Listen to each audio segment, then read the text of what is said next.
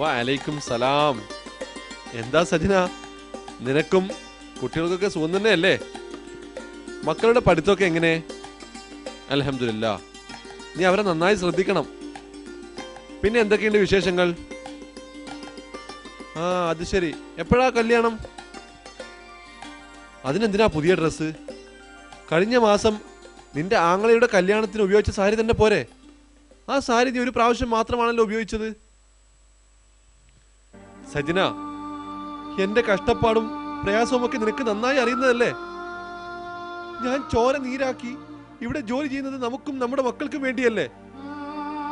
എന്തെങ്കിലും ബാക്കി വെച്ചാലല്ലേ നമുക്ക് നാളത്തേക്ക് ഗുണമുള്ളൂ. മക്കൾക്ക് നല്ലൊരു വിദ്യാഭ്യാസം കൊടുക്കണ്ടേ? ഒരു വീട് വെക്കണ്ടേ? ഞാൻ എന്റെ ജീവിതം ഈ മരുഭൂമിയിൽ തന്നെ ഇങ്ങനെ ഒരുക്കി തീർത്താ മതിയോ സജന? ഞാൻ പറഞ്ഞതിൽ വിഷമിച്ച് നീ ഡ്രസ് എടുക്കാതിരിക്കൊന്നും വേണ്ട. അൽഹംദുലില്ലാ, എനിക്ക് സന്തോഷമായി. എനിക്കറിയാം നീ എന്നെ മനസ്സിലാക്കുന്നുണ്ടെന്ന്. മോളെ, ഭർത്താവിന്റെ പരിമിതികൾ മനസ്സിലാക്കി ചെലവഴിക്കുന്ന ഭാര്യയാണ് ഗൾഫുകാരായ ഓരോ ഭർത്താക്കന്മാരുടെയും സന്തോഷവും വിജയവും. വേറെ വിശേഷമൊന്നും ഇല്ലല്ലോ. ഇൻഷാ അല്ലാ അടുത്തയാഴ്ച ഞാൻ അങ്ങോട്ട് വിളിക്കാം. ശരി, അസ്സലാമു അലൈക്കും.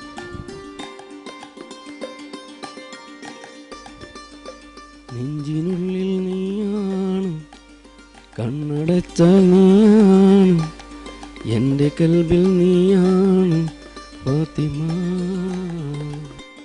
ഗഫൂറെ, നീ ഇതുവരെ എവിടെയായിരുന്നു? ഞാൻ ഷോപ്പിങ്ങിന് പോയതാണ്. എൻ്റെ സ്നേഹിതൻ നാളെ നാട്ടിൽ പോകുന്നുണ്ട്. അവൻ്റെ കയ്യിൽ കുറച്ച് സാധനം കൊടുത്തേക്കണം. കഴിഞ്ഞ മാസമല്ലേ നീ ഒരുപാട് സാധനങ്ങൾ കാർഗോയിൽ നാട്ടിലേക്ക് അയച്ചത്? അതും കടം വാങ്ങിയിട്ട്. മജീദേ, ഞാനൊരു ഗൾഫുകാരനാണ്. എനിക്ക് എൻ്റേതായ സ്റ്റാറ്റസ് ഉണ്ട്. എൻ്റെ ഭാര്യയെ കണ്ടാൽ ഗൾഫുകാരൻ ഗഫൂറിൻ്റെ ഭാര്യയാണെന്ന് 4 ആൾ പറയണം. നിന്നെ പോലെ അന്നം മുന്നേ ജീവിക്കാൻ എന്നെ കിട്ടൂല.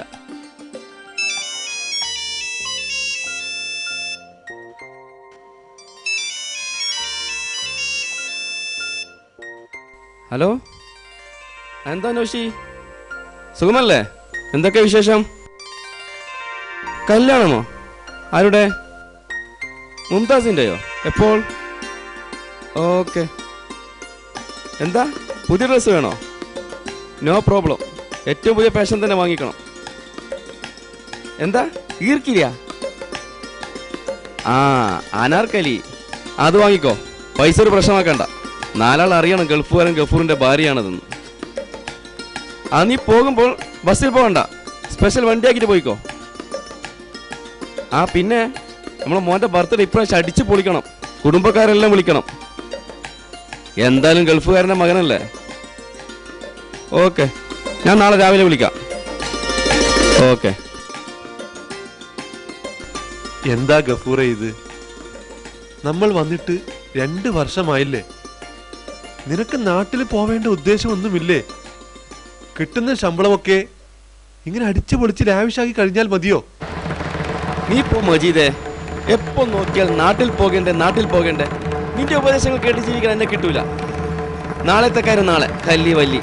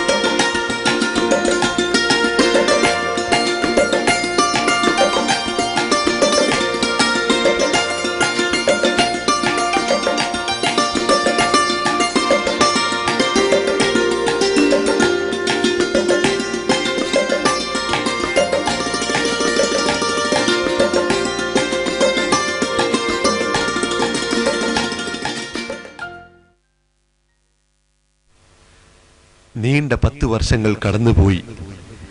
ഓരോ പ്രവാസിയുടെയും എന്ന പോലെ മജീദിന്റെയും ഗഫൂറിന്റെയും ജീവിതത്തിലും മാറ്റങ്ങൾ സംഭവിച്ചു.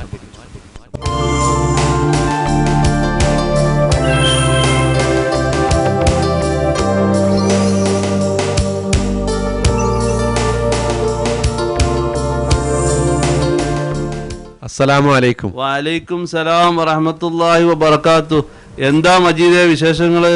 മുഖത്ത് നല്ല സന്തോഷമൊക്കെ കാണുന്നുണ്ടല്ലോ.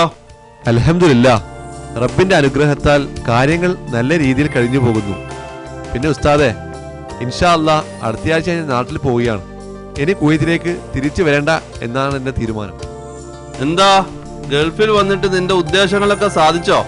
അതെ ഉസ്താദെ, 10 വർഷങ്ങൾക്ക് മുമ്പ് ഞാൻ കുവൈത്തിലേക്ക് വരുമ്പോൾ എന്റെ ആഗ്രഹങ്ങൾ സാധിച്ച് പെട്ടെന്ന് തിരിച്ചു പോകാമെന്ന് കരുതിയിരുന്നില്ല. അള്ളാഹുവിന്റെ മഹത്തായ അനുഗ്രഹത്താൽ എന്റെ കൊച്ചു കൊച്ചു സ്വപ്നങ്ങൾ യാഥാർത്ഥ്യമാക്കാൻ എനിക്ക് സാധിച്ചു.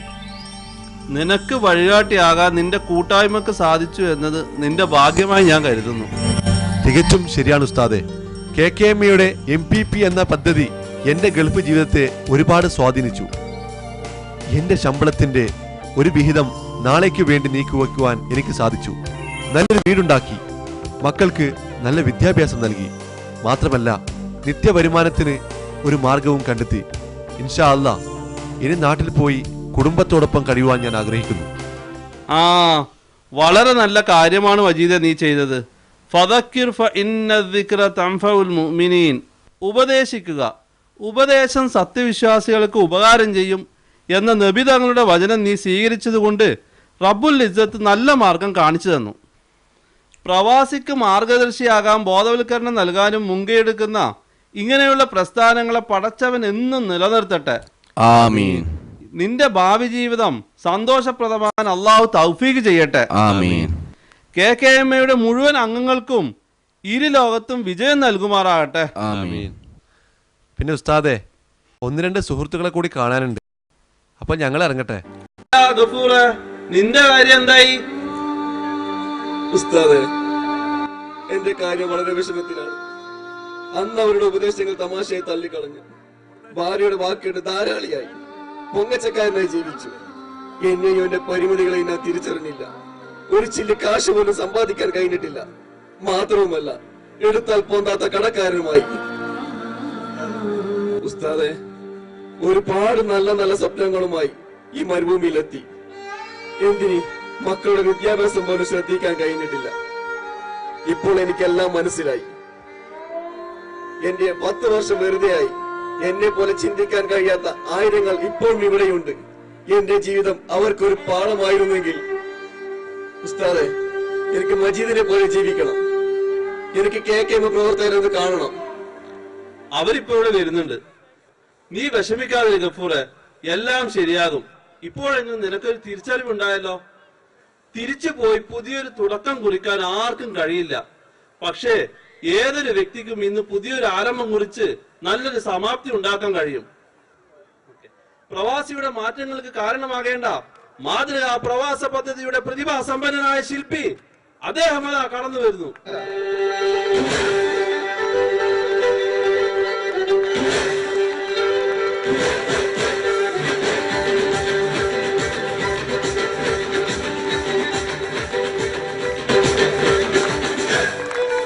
Ladies and gentlemen, please welcome the visionary and the chairman of KKMA, Mr. Sagir Tirkaripur, who dared to dream the Matruka Pravasi Paddhati, and today it's a reality and a dream come true.